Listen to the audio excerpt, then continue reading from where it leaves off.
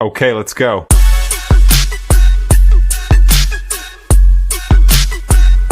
Salam dostlar, bugün toxunma challenge edirik.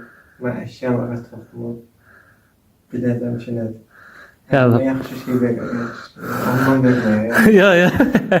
Gel başlayalım. Birinci al elver. Koydum buraya götür. Elver aşağı.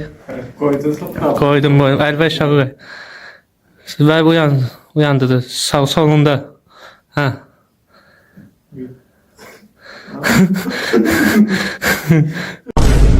Ne oldu? Yarok.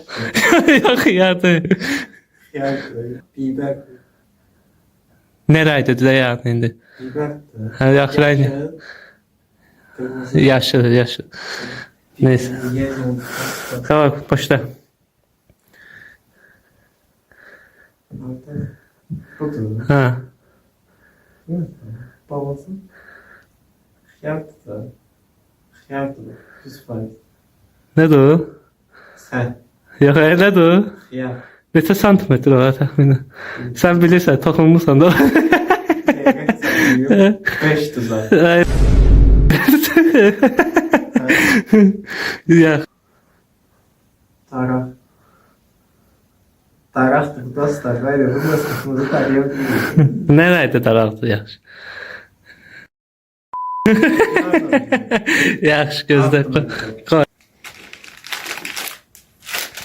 Vermek istiyorum. Ya bir tane de adı var onun. Spagetti. Ya bir tane de var. Ne? Makaron. Şimdi adı ha sağ makaron. Makaron değil. Makaron. Ala axıra nə Ben şey. şaşırdım. Makaron değil olmuş. Bak makaron yoğun olmuş. Sen kimi? Neyse video bu kadar. Neden bu kadar? Tadımıza vermiyorsun. Ya başka video. Ay o asablı yaxşı. Yok. Gəl biraz Bugün toxunma challenge elədik. Bəli dostlar, toxunduq. Sizə toxuna bilərəm. Sağ olun.